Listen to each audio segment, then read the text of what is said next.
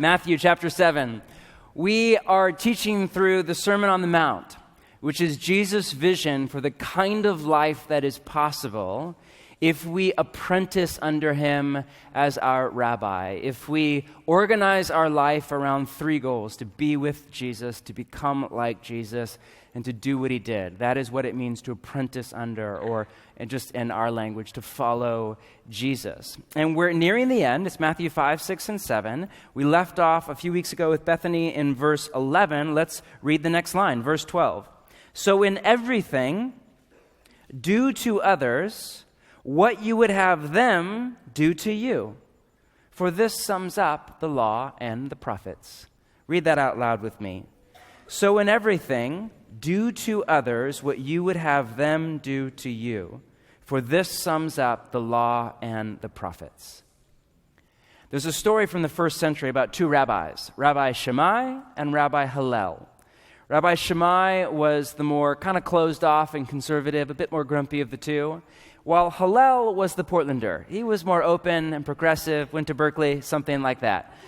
And as you can imagine, there was a running feud between the two. And in this story, a Gentile traveler comes to visit Israel and goes straight to Rabbi Shammai first, and he says, if you can tell me the whole Torah while I'm standing on one foot, I will convert and, worship the God Yahweh or whatever. And in one telling of the story, Shammai is so angry at his blasphemy that he takes a stick and starts to beat the man and chase him away. So the man goes then to Hillel.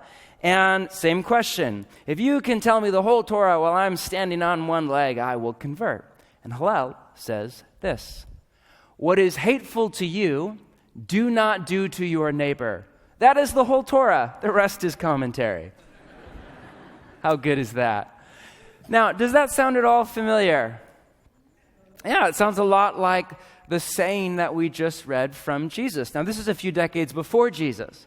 So is Jesus just ripping Hillel off like a little Jesus plagiarism or something like that? Well, we'll get to that in just a minute. For now, all I want you to see is that around the time of Jesus, all sorts of rabbis were on the hunt for a way to summarize the Torah, for a way to take the library that is the Bible and distill it down to its essence.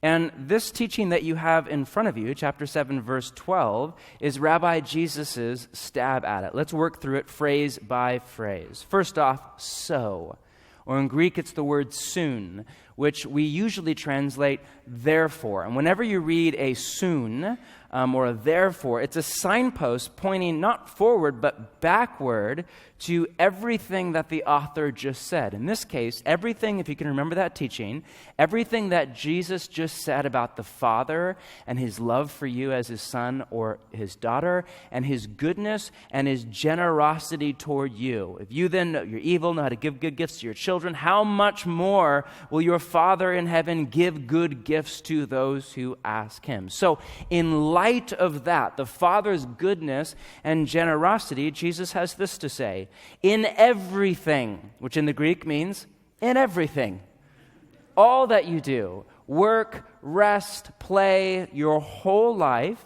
do to others. Now, this is fascinating. The word that Jesus uses here is anthropoi in Greek, that we translate others, and it means all people. He does not use the word adelphoi, which is very similar, but it's different. Adelphoi means your brother or your sister or your family or your tribe. Jesus doesn't use that word. He uses the word anthropoi, all people. It can be translated humanity, family member or stranger, friend or enemy, same gender, different gender, same color skin, different color skin, same religion, different religion. Do you see how broad in scope Jesus is here? In everything, to all people, meaning this next line is a general rule to live by. And here it is: do to others what you would have them do to you. Very simple. Here's a few other ways to translate the Greek. Whatever you wish that others would do to you, do also to them. Or, the way you want people to treat you is the way you should treat them. Or, here's a simple rule of thumb guide for behavior. Ask yourself what you want people to do for you, then grab the initiative and go do it for them. Do you see what Jesus is saying? No matter the person or the situation, a general rule for how to relate to other people is just to stop for a minute, visualize life in their skin, imagine how you would want to be treated if you were them, and then go do that. Jesus goes on, for this sums up the law and the prophets. More literally in Greek, it's for this is the law and the prophets. Can also be translated, this is the essence of all that is taught in the law and the prophets, or this is what much of the Bible is about, or add up God's law and prophets and this is what you get. If you're new to Jesus and his teaching, like what the law and the prophets, what is that? That was standard first century Jewish verbiage for the Bible of the day. The law, or in Hebrew the Torah, was the first 5 books, Genesis, Exodus, Leviticus, Numbers, Deuteronomy, all written by Moses. And then the prophets were kind of everything else, not just Isaiah and Jeremiah, but really the history, kind of everything else. An author of the Bible was a prophet. And so Jesus is saying a number of things here. He's doing a number of things. First off, at one level, Jesus is summarizing the Sermon on the Mount. So if you were in lit class and your assignment was to outline the Sermon on the Mount, it would look something like this. First, you would have the intro, or the Beatitudes. Blessed are the poor in spirit. It's a poem, and it's a beautiful, kind of catchy opener to the sermon. Then you have a call. You are the light of the world, city on a hill. You know that famous line. It's Jesus' kind of identity and calling over all of his followers. Then you have this, to begin it, you have this teaching on the law and the prophets in chapter 5. And it's Jesus' most in-depth teaching on basically the Bible of his day. If you were not here, please go back and listen to it. I do not think that I have come to abolish the law and the prophets. I have not come to abolish the Bible of his day, but to fulfill it. He writes about how, not the smallest letter, not the least stroke of a pen will by any means disappear until everything is accomplished. Whoever practices and teaches these commands will be called great in the kingdom of heaven. Whoever sets aside one of the least of these commands will be called least in the kingdom of heaven. It's just fascinating, and that passage of Jesus needs to be read and reread time and time again in our kind of new emerging post-Bible millennial fad, which is not a thing. Jesus was a rabbi or a Bible teacher with an off-the-charts high view of the Bible, and the only Bible he had was the part that a lot of us take issue with, the Old Testament. To follow Jesus, to apprentice under Jesus, the Bible teacher, is to take the Bible very seriously. You nuance it out, you explain it, you read it in context, sure, but you take it very seriously. More and more we're hearing this, the Bible's open to interpretation. Yeah, but usually there's a right one, And, I don't know what it says in the Greek. Well, smart people do, and here's the translation. And in all honesty, because so much of what is in the teachings of Jesus, the writings of the Old Testament, and just as much or more so the writings of the New Testament, is counter the culture of a Portland or a West Coast, it's so easy just to write it off and think that there's this post-Bible Christian. There's just not. Jesus is a Bible teacher with an off-the-charts high view of the Bible. And so he begins the sermon.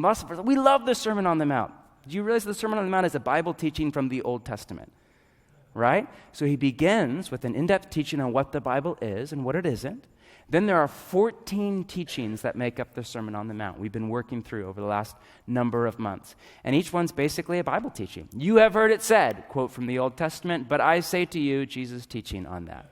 Right? And he goes forward, and then toward the end, he just starts to riff on it's more jazz or whatever. It's less exegetical, and it's more there's a bird. Think about that. God the Father. And it's brilliant and witty and so good. Then you get through these 14 teachings, and then, listen, then you get this other one-line teaching, again, on the law and the prophets, and that phrase is reused by Jesus. New Testament scholar Scott McKnight, who is one of my favorite commentaries on the Sermon on the Mount, calls these two teachings in chapter 5 and here in 7:12 as the bookends of the Sermon on the Mount. Because Jesus begins and then he ends the Sermon on the Mount with a thing on the Bible and in between his Bible teaching. His manifesto for the kind of life that is possible under the rule and the reign of God is simultaneously the kind of life that is possible when you of your own free will and volition come under the authority of God through, as it is mediated to you through the library of Scripture. And you nuance, and you wrestle, and you interpret, and you read in context, sure, but at the end of the day, you live into the story that Jesus called home.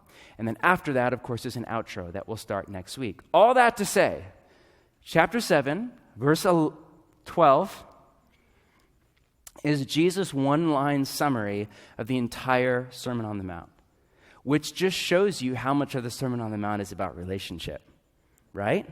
Almost all of it. Which just shows you how much of following Jesus is about relationship. Almost all of it. You know, I was thinking about it this week. At this point in my apprenticeship to Jesus, almost all of my sins have to do with relationships, with what I say or do, or don't say or don't do, normally it's the former, to people that I am close to. And so it comes as no surprise that Jesus' one-line summary is do to others what you would have them do to you. For Jesus, you just can't separate out your relationship from God the Father from your relationship to your mom or your friend or your roommate or the person to your right or left or to me or to whoever it is. It's all wrapped up together in this thing that Jesus called life in the kingdom. So, first, Jesus is summarizing the Sermon on the Mount, but that's not all he's doing. He's also summarizing the entire Bible. Remember the Hillel story? Later in Matthew's biography, if you keep reading, Jesus is asked the exact same question. What's the greatest command in all of the Bible? And that, again, first century language, is a common question for a rabbi, and it basically meant, how do you summarize the Bible? Like, there's a lot in here. Like, what's the essence of it? And Jesus answered by quoting two commands or rules. First, he quoted Deuteronomy 6, love the Lord your God with all your what? Heart, with all your soul, with all your mind, and with all your strength. That's the most important command or rule in all of the Bible for Jesus, to love God. And then the second, he said, is very similar, and is a quote from Leviticus 19, and it's love your neighbor as yourself. So, listen, here's how it works. If you have to distill everything the Bible has to say about relationships down to a command, it's love your neighbor as yourself. But if you're teaching the Bible and you want to distill it down to a catchy, more tweetable, easy-to-remember one-liner or an aphorism, a good option is, quote, do to others what you would have them do to you. And Jesus' wit and his intelligence, he's so brilliant, and his creativity paid off. This is, I would argue, the most famous of all of the sayings of Jesus. It has come to be called the Golden Rule. Do you know where that comes from? I'm guessing no, because I had no idea until a few days ago. It comes from the 2nd century, a Roman emperor, Alexander Severus, who was not a follower of Jesus, but even by the 2nd century, this saying of Jesus had spread across the Mediterranean, was well known, and even though he was not a follower of Jesus, he thought it was such a brilliant and wise saying to live by that he had it inscribed in gold on the wall of his chamber, hence the name, the Golden Rule. But the Golden Rule is not the only rule to live by. Ethicists argue, and this is their paradigm, not my paradigm, that there are at least 3 rules to live by: the wooden rule, the silver rule, and the golden rule. A short word on each. First off, the wooden rule, which is, do to others what they do to you. Some of you are like, wait, that's not a thing? Oh, it's a thing. It goes by the slang of tit for tat. Merriam-Webster defines it as retaliation in kind. Cambridge Dictionary, quote, something, especially something annoying or unpleasant, done to someone because that person has done the same thing to you. But it's not necessarily negative. It's just as likely to be positive. You compliment me, I compliment you back. I like your shoes. I like your jacket. This is the wooden rule, right?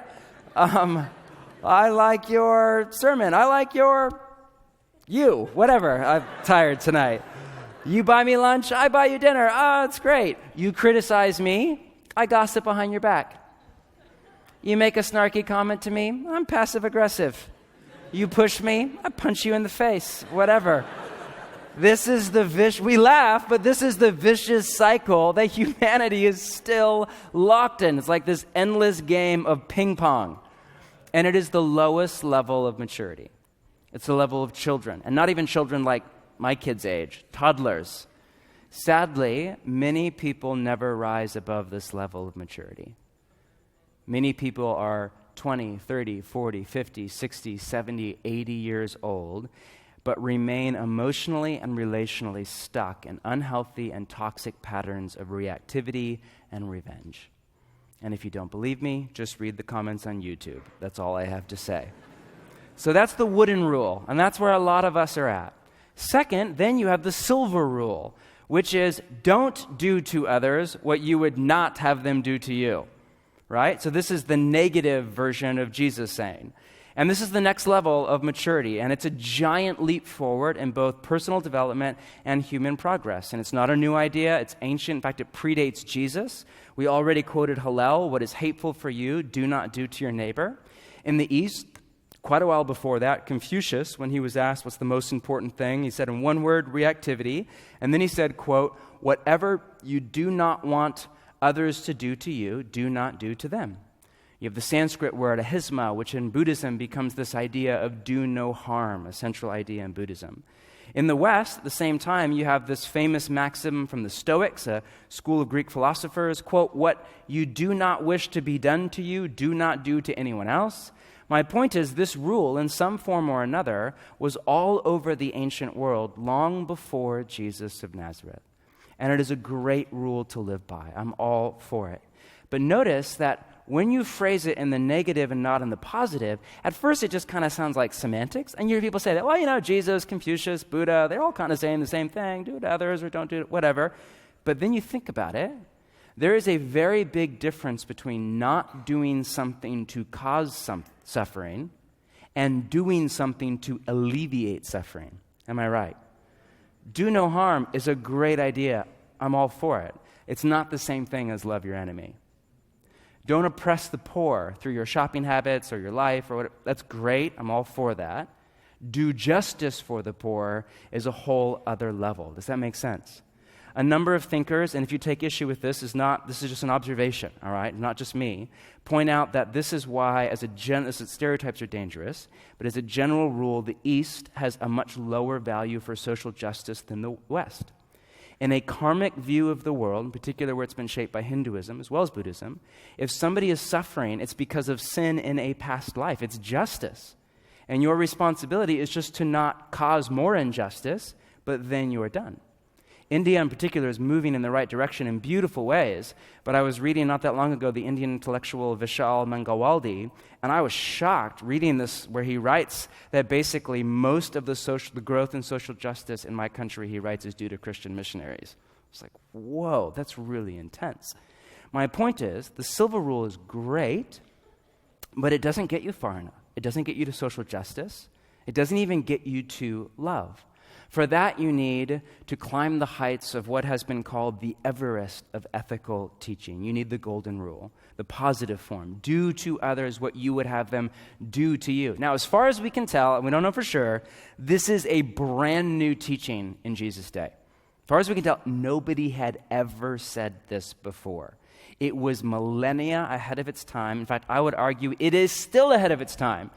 I love our city, and so sometimes when I rag on it, just to clarify, I live around the corner, and I'm here, and I love our city, most of it. But, we brag about how we're a progressive city. Just think about that statement, a progressive city. What we mean by that is that we have progressed. What we mean by that is we're ahead of everybody else, especially people in Middle America or the South. And what we honestly mean by that is we think we're better than everybody else. And so we buy this, sociologists call it the myth of progress. We buy this idea due to evolutionary psychology, and I think it's a half-truth, but we buy this idea that we have evolved to a higher plane of human consciousness. I mean, we went to community college and have Wikipedia. Come on, right?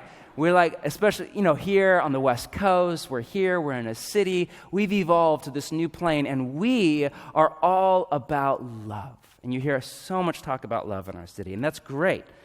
But you notice that love in our city has devolved to tolerance and niceness. What most of us mean by we're all about love is tolerance. I don't judge you. You don't judge me. What's good for you is good for you. Which actually, none of us actually believe that. And if you want to know how hypocritical that is, just say, well, I voted for Trump. All tolerance is gone. at that point. It's over. You are out the window, like shame on you or what have you. Hypothetical scenario, all right? And and I resonate with that shame for you. So whatever. Come on, that was kind of funny. No, whatever. I'm so apolitical, it's not even funny. So there's this idea of tolerance. Hey, what's good for you is good for you. Who am I to judge? Live and let live. And then niceness. Like, we really value niceness. So, like, smile, tip well. Now we tip for everything, all right? And just drive really slow. Welcome to Portland. Tolerance and niceness. And honestly, that's all great. That's not to rag on it. I'm all for tolerance, and I'm all for niceness. But that's still silver rule level of maturity, not golden rule. For Jesus, love is less of a feeling and more of an action. It's something that you do. Notice he does not say, feel warm, fuzzy emotions toward people the way that you would want them to feel warm, fuzzy emotions toward you. That's not the teaching. There's a reason that's not a famous saying. Because you don't have control over your feelings. Influence, sure.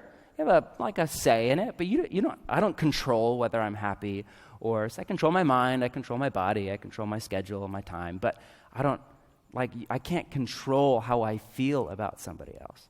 I can control what I do to somebody else or don't do, what I say or don't say, whether I share or don't share. That's why if you define love as a feeling, in particular as a warm, positive emotion, man, you get in trouble really fast. That is far too shallow and flimsy of a definition of love. For Jesus, if I'm reading his definition of love right, my summary is it's to put another person's happiness ahead of your own, to actively seek the well-being of somebody else, even if it comes at great cost to you. And it is something that you do with your mind, with your body, with your mouth, with your life, with your money, with your time. Do to others what you would have them do to you. Take the initiative. Get out there. Get mud underneath your fingernails. Inconvenience yourself. I love Dr. Gary Bashir's definition of a biblical theology of justice. Quote, inconveniencing yourself for the good of the, quote, worthless person, meaning people that our society does not ascribe worth to. Put somebody else's worth ahead of your own, value happiness ahead of your own. Take it to the next level. Think about them in a thoughtful way. Slow down long enough to get into their life. Think about how you would want to be loved if you were in their situation, and then come up with small, creative acts of concrete, ordinary, normal, humble, beautiful love toward them. That is the way of Jesus. You see how radical and ahead of its time that was and still is.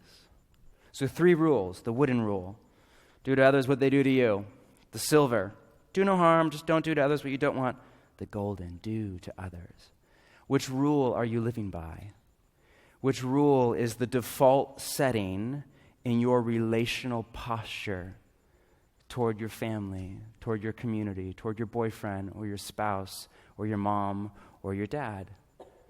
Can you imagine if you or I, or can you imagine if we were to live by the golden rule? Example: the husband and wife are in a tiff. Both are mad as heck. Prefrontal cortex is a distant memory. It's all limbic system at this point. It's a fight about the grocery budget, but it's never actually about the grocery budget. It's about your mother-in-law and your family of origin and warm culture versus cold, just, hypothetical scenario. And not out of my own life at all. Your wife is venting at you, and as you are prepping your verbal arsenal for a preemptive nuclear strike, you just have the saying of Jesus come to your mind from the Holy Spirit: do to others as you would have them do to you. What if what if you just were to take a deep breath, invite the Holy Spirit into your limbic system, take another deep breath, go for a walk,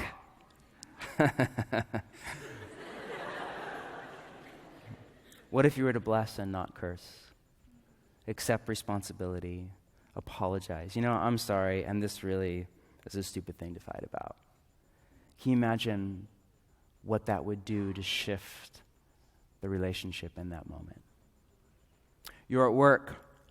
Darwin was right. It is survival of the fittest. If you don't believe in social Darwinism, get a job in corporate America, all right? And it's dog eat dog out there, and a coworker or a boss does something hurtful or even harmful to your reputation or even to your career. And so as you are prepping your defense, which is a good offense, like to go on the, what if before you send the email, before you knock on the boss's door, before you speak up, what if you just were to allow the Holy Spirit in the quiet of your inner person to speak over your life, do to others as you would have them do to you? What if you were to ask for the Holy Spirit's eyes on that man or that woman? What if you remember the truism that hurt people hurt? That behind that cutthroat need to get ahead is most likely somebody who never had the love of a father or a mother, somebody who's been rejected, who's finding all their worth and significance in getting the promotion. That maybe you deserve better, but guess what? You don't need it. You don't need that. It's not where your worth comes from. It's not where your significance comes from. What if you were to entrust the future of your career to God? And that doesn't mean be a doormat. Doesn't mean you don't speak up for yourself. You know what I'm saying. But what if instead you were to bless and to not curse? To just not send the email, to let your actions speak louder than your words? What if that were to shift the relationship in a moment? You see what I'm getting at here? You know, these sayings of Jesus, in particular the short and well-known ones, are really dangerous. Because whether you grew up in the church and you've heard this 1,000 times, or this is your first time ever in a church, the odds are you already know this saying. You already like it. Most people, who's down on the golden rule? You already have it memorized. I'm guessing, yeah, do to others what you would have them do to you. And the danger is that familiarity does not breed contempt most of the time. It's far worse. It breeds apathy. And that's far more dangerous, right?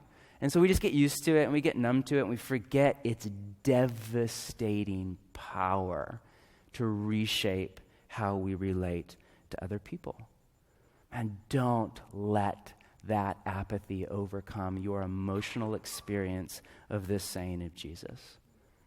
As nice as this saying sounds, honestly, I've been dreading teaching this all week long. Some teachings I look forward to, others I dread, and most are in between.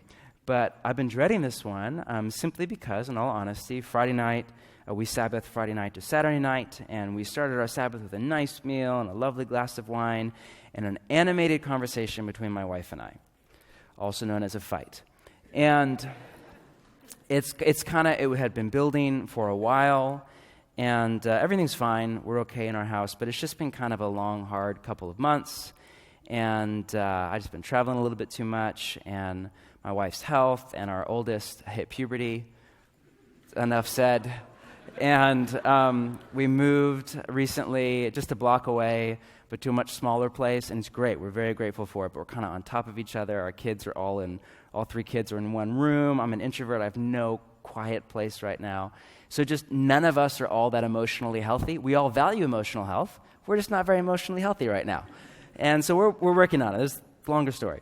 But basically, we just have not been at our best.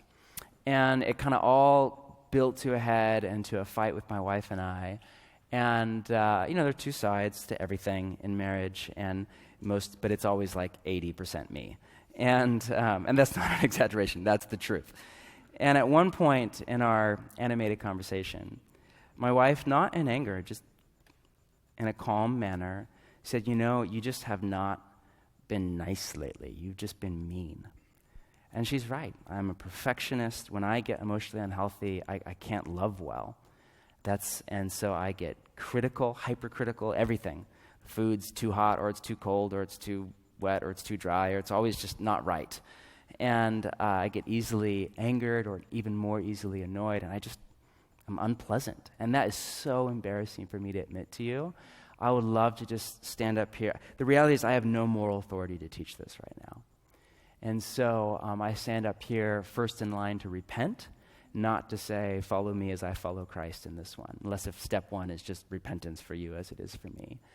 And I would love to just stand up here and say, I have just reached like the Jesus Zen Buddha moment of guru, and I've just been transformed into love. And ruffle me all you want, put me in a tiny duplex with 3 children and a teenager and a busy schedule and work and an iPhone in winter. And I'm just full of love and joy and peace and welcome, whatever. But that's like, I'm 37, and apparently that's like for 38. I'm still a year out from that one. But the reality is I'm still very much on the journey as we all are. And that's not to excuse my treatment of my wife and my children. It's just honesty. And so I speak to you tonight out of my weakness, not out of my strength. And what I'm getting at is that, Matt, I think the golden rule is great. I love it. Who doesn't love it? It's fantastic. Great, live by. But the reality is I've not been. And so as I've been thinking about this, and the need for grace, for the empowering of the Spirit, for the need for community, willpower alone will not do this. My point is not just try really hard in the week ahead to live by the golden rule. My point is, what if there's a world where the golden rule becomes the narrative in the background of your mental chatter? It just becomes this story in the back of your mind that you believe and that you live into. And what if with every person and every situation, you just were to create space? Maybe a great practical prayer for the week ahead is, Holy Spirit, bring to my mind the golden rule every time it's necessary. And just what if when that comes to mind, when the Holy Spirit what if you were just to slow down, put away your phone, take a deep breath, push pause on your verbal assault, just take a moment, let it play in your mind, let it sink to your heart. What if you just were to utter a one-word prayer, help? One of the best prayers in the Bible. In Hebrew, it's Hosanna. You know what that means? Help. It just doesn't sound as good to be like, help, or whatever. That's not quite the Hillsong vibe, So instead we're like, Hosanna, I have no idea what it means, but wow, this is a cool song. It means help. You know what it means? Help. One of the best prayers in the Bible.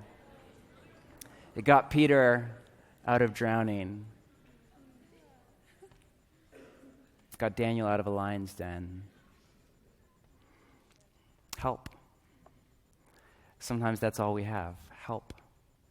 Help to the Holy Spirit. Help to the community. Willpower just won't get you there. I'm all for willpower. It doesn't work with hard stuff. It's a great thing. Get your willpower muscle stronger, but it won't get you there. My point is, what if we were to live into this? Also yesterday on Sabbath, I started reading Jordan Peterson's new book, 12 Rules to Live By. Anybody reading that right now? It's the #1 best-selling nonfiction book in the world right now, #1 on Amazon, all that stuff. So I thought I'll give it a read. And it's great. He's an evolutionary. The subtitle is An Antidote to Chaos. He's an evolutionary psychologist who's born a Christian. He's kind of quasi-Christian now. And so he basically does all this evolutionary psychology and then connects the dots to the Genesis story. And so his whole thing is human condition is about living in the tension of order and chaos, but right now in our cultural moment, everything is freighted to chaos, so we need more order in our life, so we need more rules to live by. And so he writes that he started with 65 and he got it down to 12. And that's great. I've read 2 of them. They were both pretty good. Jesus, on the other hand, started with 613 rules or commands, and that's just in the Torah, not to mention the rest of the Old Testament, and he got it down to 1, at least when it comes to interpersonal relationships, and 2 when it comes to life as a whole. Love the Lord your God with all your heart, soul, mind, and strength, and love your neighbor as yourself, or as a saying, do to others what you would have them do to you. And for Jesus, this is a rule to live by. I love that language. We're so down on rules. Such a tragedy. Rules are what make for a really good life. Rules are the mark of the beginning and the end of the road. It's the yellow line. It's the here's your true north. It's the rhythms and the rituals and the routines that make for what Jesus called life to the full. And so all I want to offer to you is just this idea. What if you were to live by this rule? What if in every relationship, in every situation, the narrative script in the back of your mind was do to others what you would have them do to you. What if I were to live? What if we were to live that way in this city? Talk about a countercultural community in our city. We've been so conditioned by our capitalistic and individualistic society to believe at least two lies. One is that the main point of life is to be happy. Honestly, the older I get, the less I believe that is true. Peterson would say that's not the main point of life. It is, quote, the development of character through suffering. That's not very tweetable. Viktor Frankl put it another way. He said the main point in life is not happiness, but it's meaning. And what we need far more than happiness is we need meaning and purpose in life. Our world has plenty of happiness to go around. Jesus is not just another form of happiness. You want happiness? Have you been to Heart Coffee? Anybody been to Tusk? I was there for Valentine's Day. Have you had the hummus? Just go make some money. Money makes you really happy to a certain level. It's a statistical fact. If all you're after in life is happiness, there are other quicker ways to it than Jesus. But it won't give you meaning. You can make all the money you want. You can go out to brunch every single weekend. You can drink the best coffee in the world all day long. You can get ahead in your career. You can do it all that Portland has to offer. And it, at the end of the day, is chasing after the wind. And even happiness is still not the same thing as joy. For that, you need to live for what you were created for, the meaning and the purpose for which you were handmade by God himself, to be with Jesus, to become like Jesus, and to do what he did. So the first lie is that that's the most important thing, is just to be happy. Well, I don't think that's true. The second lie is then that in order to be happy, you got to look out for number one. Man, it's a dog-eat-dog out the world there, so you just got to take care of number one, put yourself first, be true to yourself, deny yourself nothing or no one. You only live once, just be true to yourself, or whatever the mantra is. You know what I've come to notice? And maybe this is just me, but the people I know who live by that rule, just be true to yourself, point of life is to be happy, are some of the most unhappy and grumpy and selfish and restless people I know. And the people, like my wife, who's here last hour, who genuinely live by the golden rule, who put others' happiness ahead of their own, who don't even make the feeling of pleasure or pain the driving motivation for life and decision-making, but rather make character and contribution.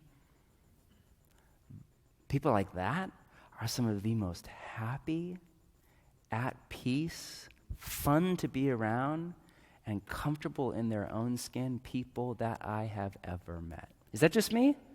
Any of you experienced that? If not, go meet more people. I'm guessing after a while you will agree. My friends, this is the way of Jesus. It's counterintuitive, and yet once you get your head around it, you're like, oh yeah, of course, duh. That's like, did I just say duh? Wow, so embarrassed.